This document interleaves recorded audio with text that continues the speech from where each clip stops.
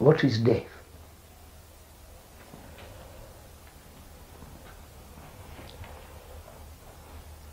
I wonder why we human beings are so interested in death.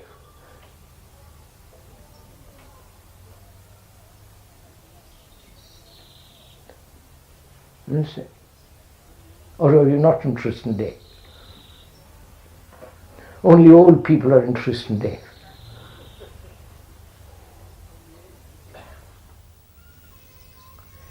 And one must go into this very carefully, not only to find out whether human beings can be free from the fear of death, and what is implied deeply in ending, which is death. Ending. Right? Have you ever ended anything?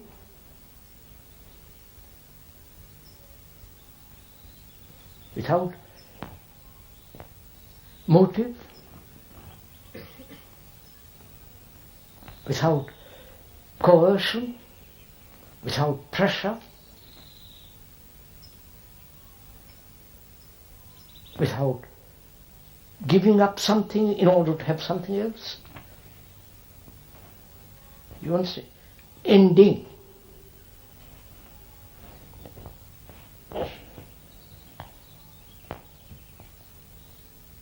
Have you ever ended a particular form of pleasure without any motive, without any suggestive demands? Just take, for instance, attachment. Attachment to a friend, to a family, to an idea, to a belief, to something or other. Can you end attachment completely? That's what death is, part of it, right? Now you understand all this? Are you following? Can you end it?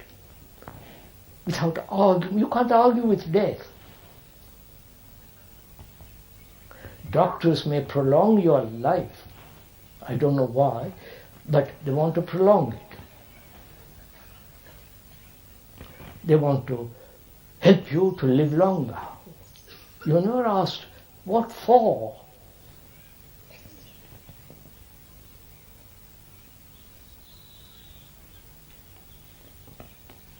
So we must first find out not what is death, but what is before death, right? You understand what? What is before, not after or during.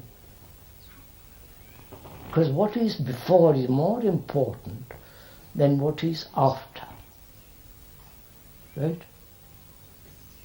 I wonder if you... Can we go on with this together? So, what is your life? Actually,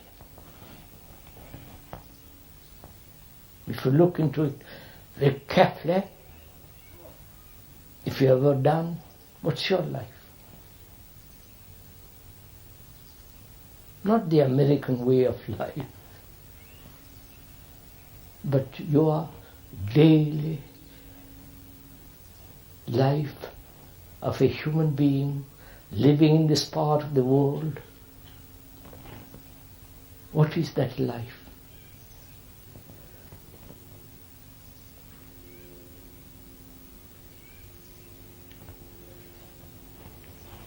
Is it not one of travail, labor, struggle, conflict, anxiety, fear, guilt, holding on to your own little experience, to your own little knowledge, and exploiting that knowledge for your own selfishness.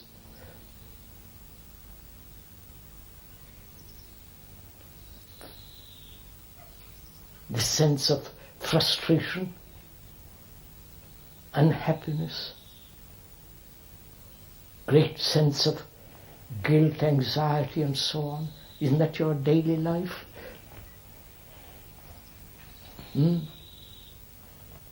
To escape from that, you go to analysts, psychologists, therapeutists or gurus, or take drugs and whiskey, escape from this. Or you have little experience and go around preaching. You become a little guru. You might well say that's what you're doing. You must have a sense of humor. That is, one must have the capacity to laugh at oneself occasionally, or very often.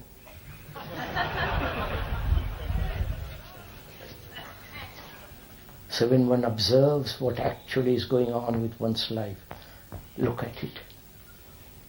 How full of shadows, light and misery, confusion, uncertainty, tears. You know this. And what is it that we are ending? You understand?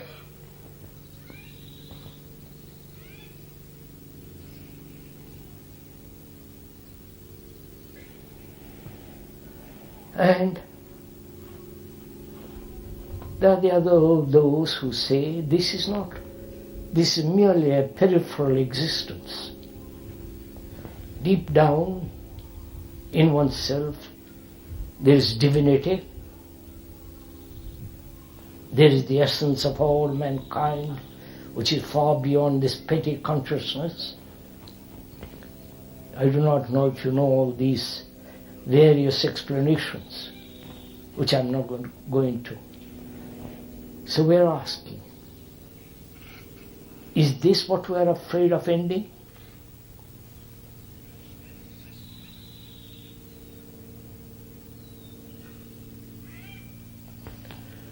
You understand my question, sirs?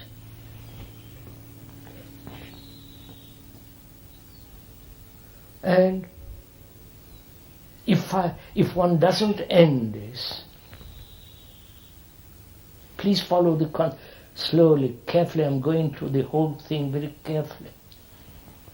If one doesn't end all this pettiness, shallowness, meaningless life, both outwardly and inwardly, if one doesn't understand it, resolve all the things that one is caught up in psychologically, then what is death? You follow?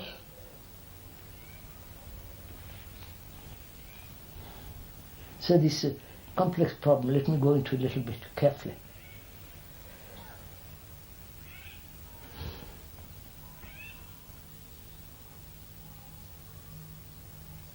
As we pointed out earlier in these talks,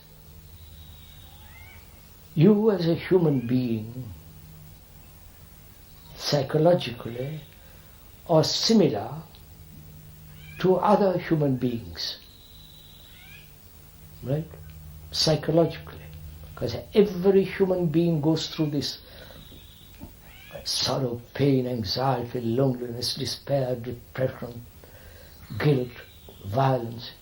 Whether they live in the most extreme Orient and as you come extreme West, every human being has this burning inside him. So we're all similar. There is this vast movement of energy, right? Which is like a vast stream, river. And either you contribute to that energy to that stream, which is you contribute. If you don't end your attachments, your fears, your anxieties, guilt, violence, end it. If you don't end it, you're contributing to this vast stream of energy. Right? That's clear, obvious.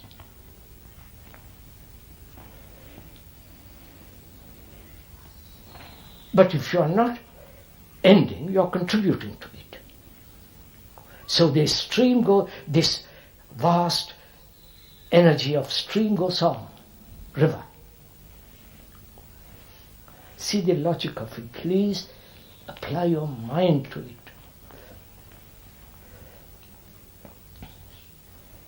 We're not talking of beliefs, comforts. We're not doing anything of that kind. We're observing very closely. We're not offering comforts, because that leads to illusion. That's meaningless.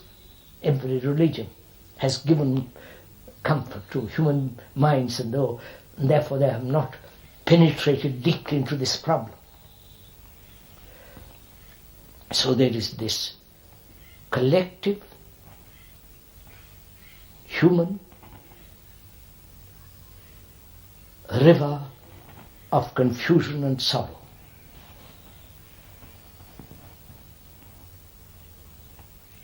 And when you have not ended it, your own sorrow and all the rest of it, you are part of that stream. When there is an ending of all that,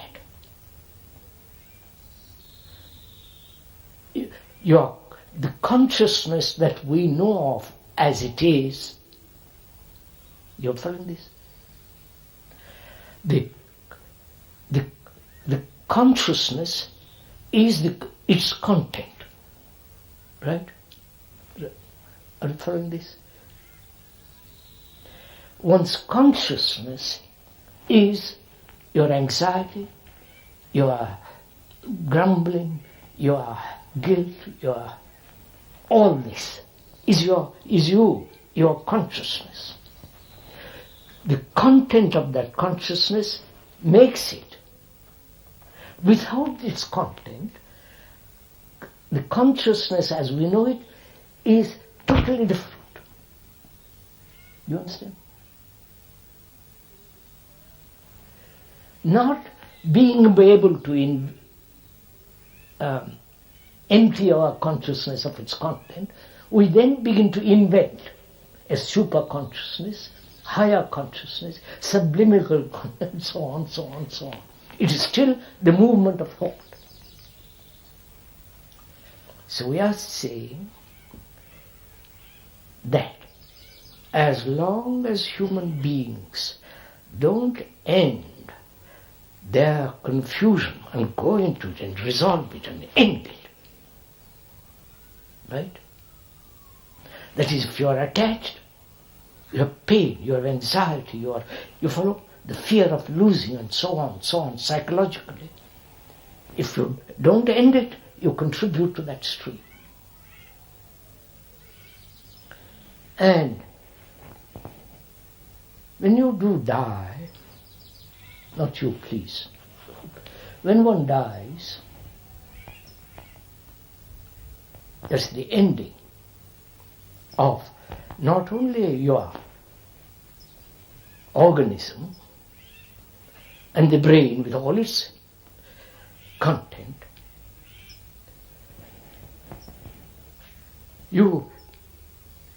the stream goes on because you're part of that stream. You're following all this? You're part of that stream. Therefore, that stream manifests itself in the baby, in the man, in the adolescent, with varieties of names and characteristics. You following all this? I wonder if you are careful, please. You must apply your mind to this.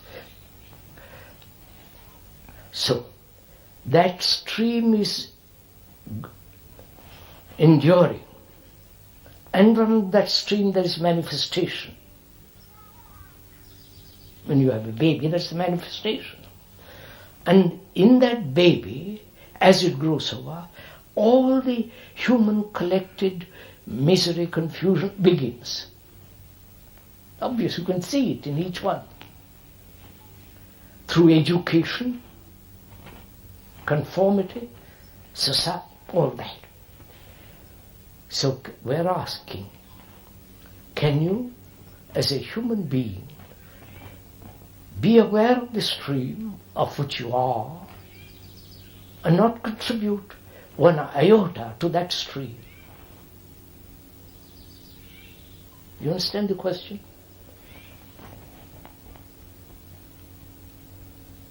If you contribute, you are part of it. If you don't contribute, not one single movement of, you follow? Of problems, sorrows, anxieties, loneliness, none of that. That means you are out of that stream.